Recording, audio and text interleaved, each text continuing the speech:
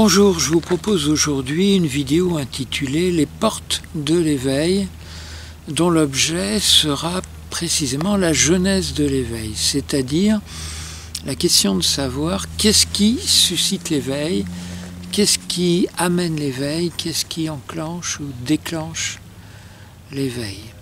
Alors cette vidéo est la suite de ma précédente vidéo sur l'éveil, intitulée « Mythes et mystères de l'éveil », où j'indiquais en particulier qu'il n'y a pas qu'une seule forme d'éveil. L'éveil est un océan, un continent, un univers constitué d'une foultitude, d'une multitude d'états très variés. J'ai listé dans cette vidéo « Mythes et mystères de l'éveil » 7 aspects de l'éveil. Et la question se complexifie dans la mesure où l'éveil peut être provisoire ou durable et plus ou moins intense, plus ou moins profond, indépendamment du fait qu'il peut concerner 1, 2, 3, voire la totalité des 7 aspects de l'éveil. Vous voyez, c'est une question assez complexe et passablement mystérieuse. En particulier, c'est pourquoi j'ai voulu y consacrer une vidéo spécifique, en particulier la question de la genèse de l'éveil. Parce qu'il y a un mythe en la matière, le mythe étant le suivant: on se met en méditation et pour autant qu'on maintienne suffisamment longtemps la posture, hop, automatiquement, mécaniquement, on s'éveille. C'est un mythe dans la mesure où l'éveil est tout sauf mécanique. Il est précisément la sortie de la mécanicité. C'est ce qui se passe lorsqu'on arrête de fonctionner mécaniquement. Bon, moi je me suis posé cette question, qu'est-ce qui suscite l'éveil, qu'est-ce qui déclenche l'éveil? Comme je l'expliquais dans ma précédente vidéo, j'ai commencé à avoir des états d'éveil à l'âge de 19 ans. Et la première réponse que j'apporterai à cette question, c'est qu'il faut s'intéresser à l'éveil. Quoiqu'il y a des gens, des éveillés tout à fait remarquables comme Stephen Jourdain et même d'autres, qui n'ont jamais entendu parler de l'éveil et qui néanmoins ont vécu une expérience d'éveil extrêmement forte. Il ne s'intéressait pas à l'éveil, Stephen Jourdain, puisqu'il n'en avait jamais entendu parler, mais il s'est quand même posé une question essentielle à partir de la fameuse maxime de Descartes « Je pense donc je suis ». Donc il s'est posé la question « Qui pense, donc qui suis-je ?» qui est la question fondamentale qui mène à l'éveil ou suscite l'éveil, puisque elle est la base de l'enseignement de Sri Ramana Maharshi, un des plus grands sages, un des plus remarquables éveillés indiens. Donc la première condition, je dirais, c'est de s'intéresser à l'éveil, ou tout au moins de se poser des questions, de s'intérioriser, d'entrer en état de réceptivité, de prêter attention à ce qui se passe à l'intérieur de soi, de s'interroger. Et pour ma part, à partir de l'âge de 17 ans, j'ai été obsédé par l'éveil. Je suis tombé sur le bouquin d'Arnaud Desjardins, Les chemins de la sagesse. Et pendant des heures, je regardais les photos des éveillés d'un autre livre d'Arnaud Desjardins qui s'appelle Ashram, les yogis et les sages. Et sur la couverture duquel il y avait les photos de 4 éveillés indiens. Et c'est vrai qu'à force de regarder les photos de ces éveillés, quelque chose a résonné en moi et a peut-être commencé à susciter des états d'éveil. À la même époque, j'habitais Paris et j'allais voir tous les mercredis Alexandros Jodorowsky, qui est un éveillé occidental, enfin c'est comme ça que moi je le perçois. Et à force d'écouter Jodo, comme on disait familièrement, amicalement, quelque chose de son éveil a pu résonner en moi également. Donc première condition, s'intéresser à l'éveil, fréquenter les éveillés, regarder, écouter les éveillés. Et également ce qui moi m'a propulsé un petit peu dans le territoire de l'éveil, le territoire de transcendance, c'est de lire des écrits des éveillés et surtout des retranscriptions de dialogues entre des éveillés et leurs disciples, ceux qui les interrogent. Donc à force d'entendre parler les éveillés, il y a quelque chose qui passe en nous.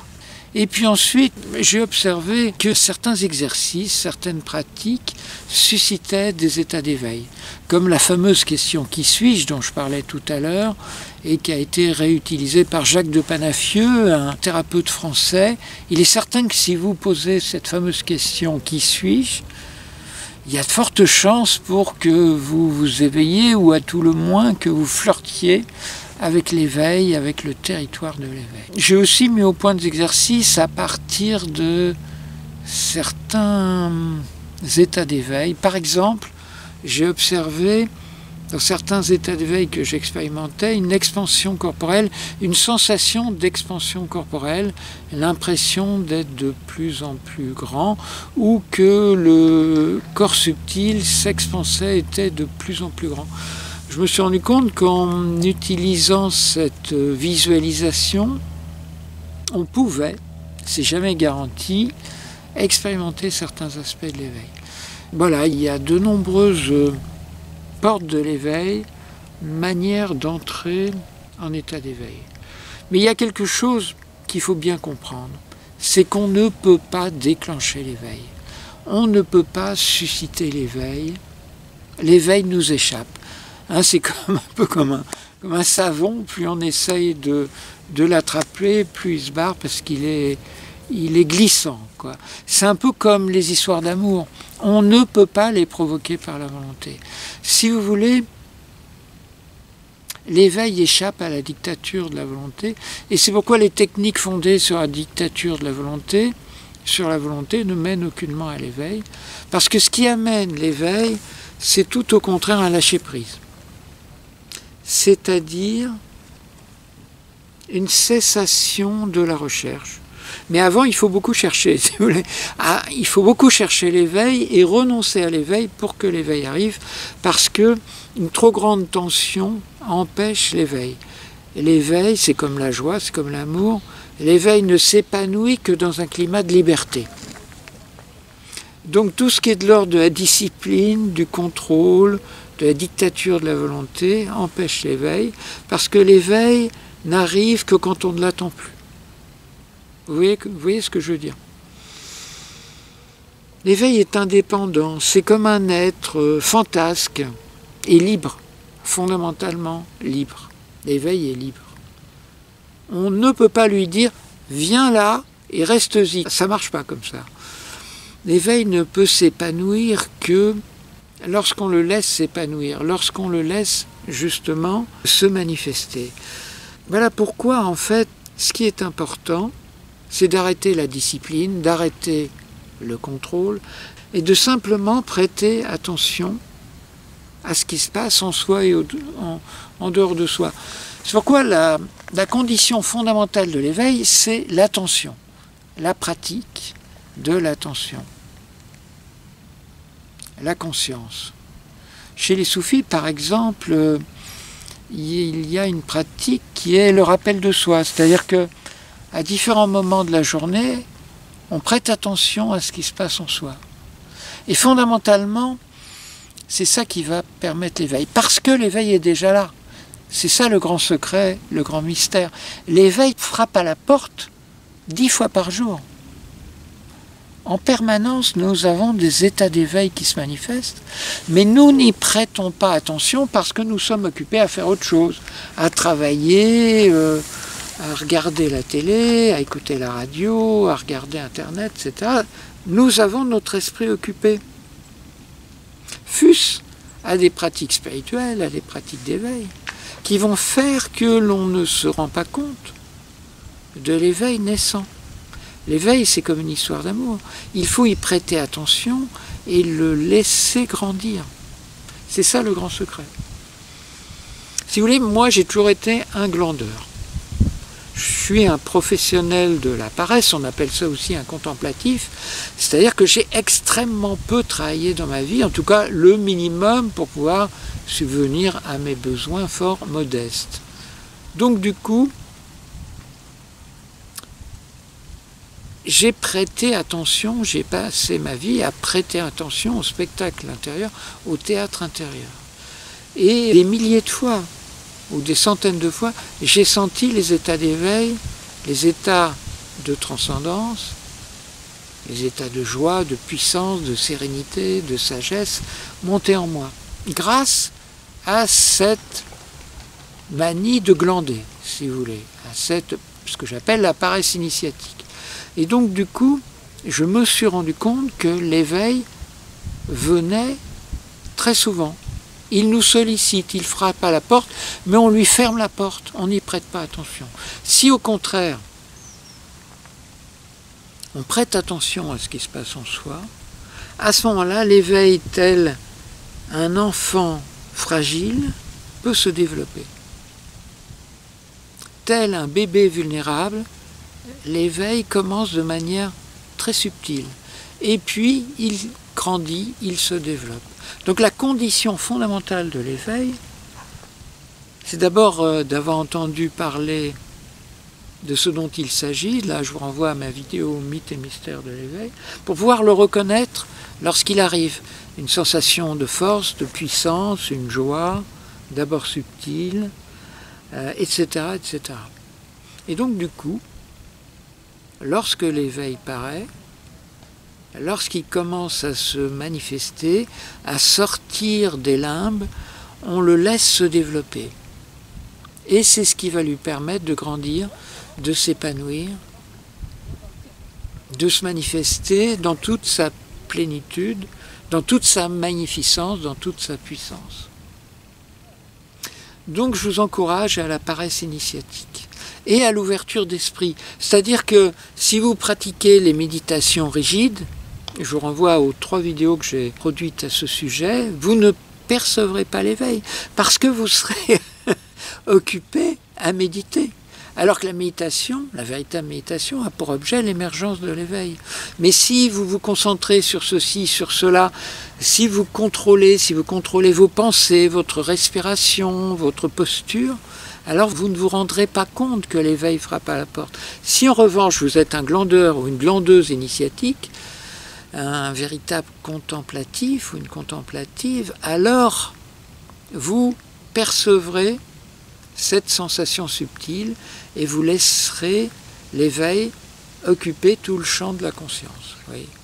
Donc la véritable méditation, c'est cette attention subtile à ce qui se passe dans la vie, en soi et en dehors de soi. Parce que l'éveil peut aussi provenir de l'extérieur. Donc j'en parlais du contact avec un être éveillé ou du contact avec les êtres extrêmement éveillés que sont les enfants, les bébés et les animaux, les êtres de la nature. Donc l'éveil, par exemple, là vous voyez, je suis dans un endroit absolument sublime et le seul son du vent dans les feuilles d'arbres me met en état d'éveil, me met en état d'expansion de conscience. Pareil avec la pluie, pareil avec tout ce qui peut se passer de délicat, de subtil, de puissant, d'intense, de beau au final, d'esthétique dans notre existence. Le beau est le chemin de l'éveil. L'art est le chemin de l'éveil. La musique en particulier, vous en avez tous, j'imagine, fait l'expérience. Certaines musiques nous éveillent, nous mettent en état d'expansion de conscience, nous font ressentir quelque chose de profond, quelque chose de joyeux, quelque chose d'intense, ou même quelque chose de grave ou de triste. Cela peut être également le chemin de l'éveil. Et ça m'amène finalement à la condition véritable de l'état d'éveil. Parce que dans la mesure où l'éveil est un processus spontané qu'on ne peut pas déclencher à la volonté, je trouve plus intéressant de se poser la question de ce qui empêche l'éveil. Qu'est-ce qui empêche l'éveil? Fondamentalement, le brouillard émotionnel. Des émotions douloureuses, peur, tristesse, colère, culpabilité, autodévalorisation, etc. Et ces émotions nous coupent de notre nature véritable, notre nature divine, notre nature éveillée. Sur quoi je me suis rendu compte qu'en fait, la méthode la plus puissante pour expérimenter des états d'éveil, outre le fait d'y prêter attention, c'est de déblayer le terrain, d'ouvrir la voie vers l'éveil, de se libérer des scories psychiques qui nous empêchent de nous éveiller, c'est-à-dire d'émotions. Et là, je vous renvoie à ma vidéo « Comment transmuter ses émotions ». Plus vous transmutez vos émotions, plus vous serez apte à vivre des moments d'éveil. Pour ma part, c'est à l'âge de 17 ans que j'ai commencé à transmuter mes émotions, à faire des thérapies. Et c'est 2 ans plus tard que j'ai commencé à vivre des états d'éveil. Et pour moi, il y a un lien de causalité. C'est-à-dire que moins on est flippé, moins on souffre, moins on est triste ou énervé, etc. Plus on commence à s'intérioriser, à ressentir le divin en soi, la joie, la puissance, plus évidemment on vit des moments d'éveil. C'est bien évident. Deuxième obstacle à l'éveil, les croyances. Donc j'ai fait une vidéo là-dessus, vivre sans croyances. Les croyances, qu'elles soient sociales, qu'elles soient idéologiques ou qu'elles soient personnelles, nous coupent évidemment de l'éveil puisque elles créent une espèce de rigidité intellectuelle, de rigidité mentale qui va nous empêcher de percevoir le côté subtil de l'existence, l'aspect subtil de la vie. Donc il s'agit de vivre sans croyance, comme je l'énonçais dans cette précédente vidéo.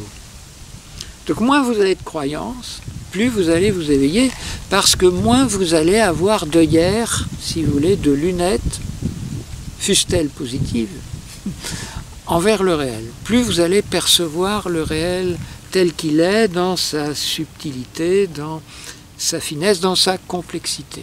Donc plus vous allez vous éveiller spirituellement, plus l'esprit va pouvoir se développer en vous-même. Voilà, j'ai essayé de faire le tour des différentes portes de l'éveil, des différentes routes ou chemins de l'éveil. À bientôt pour une prochaine vidéo.